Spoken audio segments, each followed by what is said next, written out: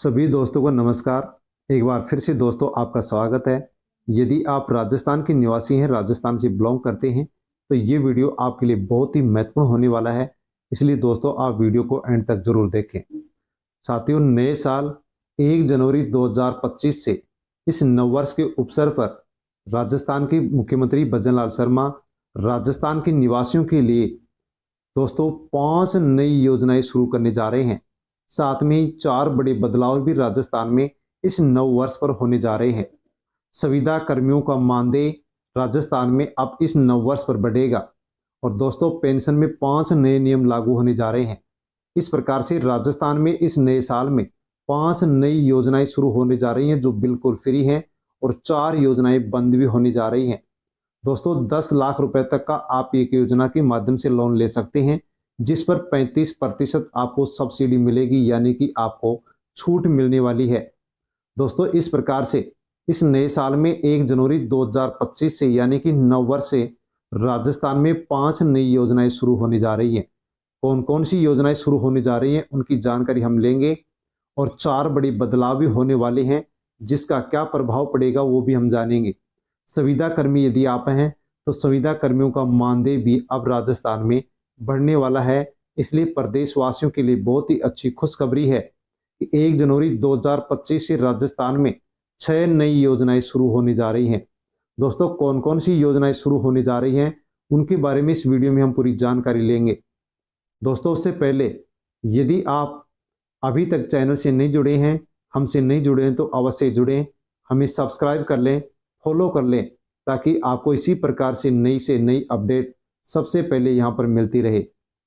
दोस्तों इस वीडियो की पहली योजना है जिसका नाम है खाद्य इकाई ऋण योजना 2025।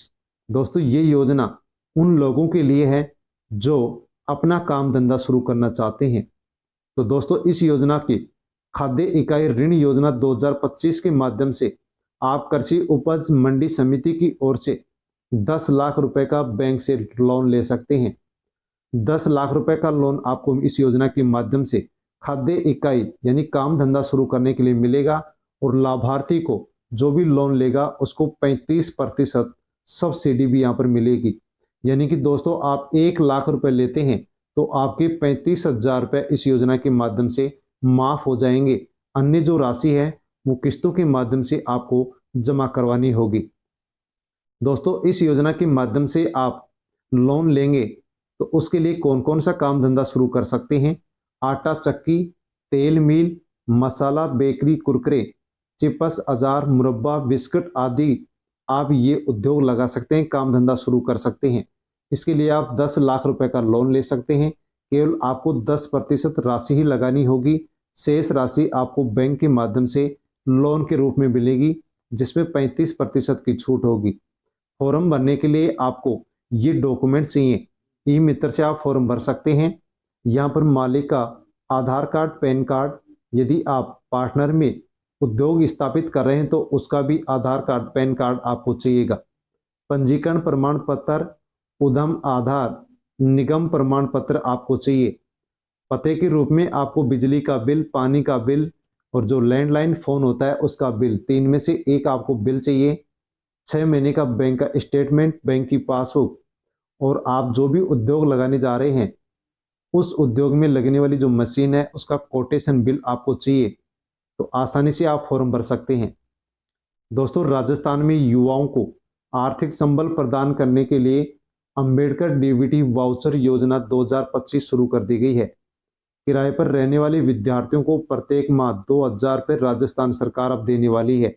यदि आप भी या अपना परिवार का कोई भी सदस्य दूर पढ़ाई कर रहा है और वो रूम लेकर के रहता है तो इस योजना के माध्यम से ऑनलाइन फॉर्म भरना शुरू हो चुके हैं। अंबेडकर डीबीटी वाउचर योजना के अंदर फॉर्म भरे जा रहे हैं। आसानी से आप प्रत्येक महीने 2,000 रुपये इस योजना के माध्यम से ले सकते हैं।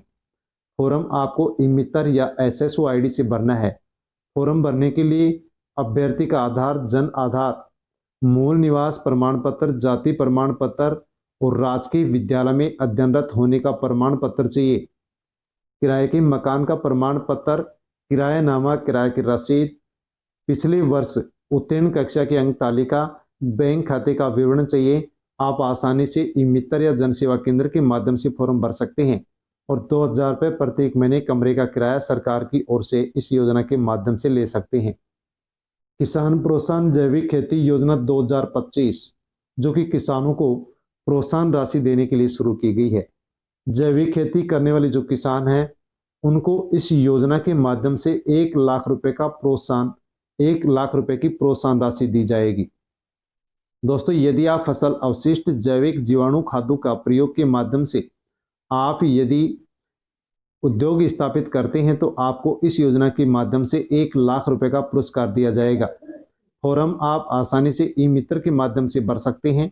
जिले में जितने भी फॉर्म भरे जाएंगे उन किसानों का जो चयन है वो कृषि अधिकारियों के द्वारा भौतिक सत्यापन के माध्यम से किया जाएगा और इसके लिए जिला कलेक्टर की अध्यक्षता के अंदर एक समिति का गठन भी किया जाएगा।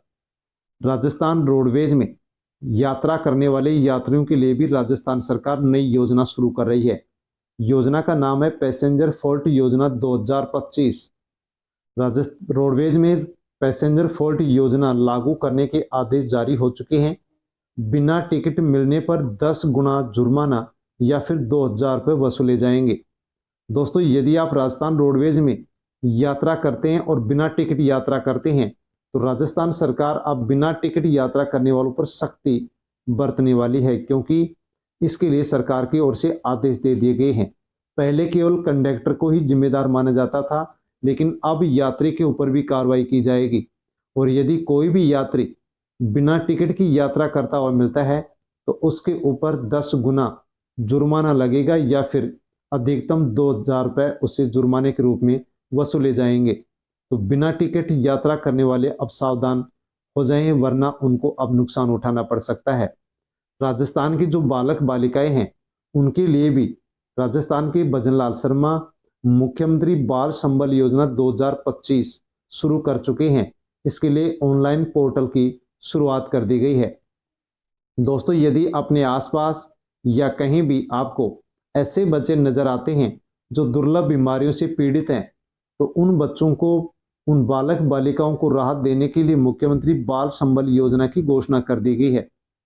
इस योजना के माध्यम से जो भी दुर्लभ बीमारी से पीड़ित बच्चे हैं उनको सरकार इस योजना के माध्यम से समुचित जो उचित होगा वो इलाज, देखभाल, अन्य आवश्यकताएं हैं उनकी सुविधा की पूर्ति के लिए राज्य सरकार आर्थिक संबल प्रदान करेगी।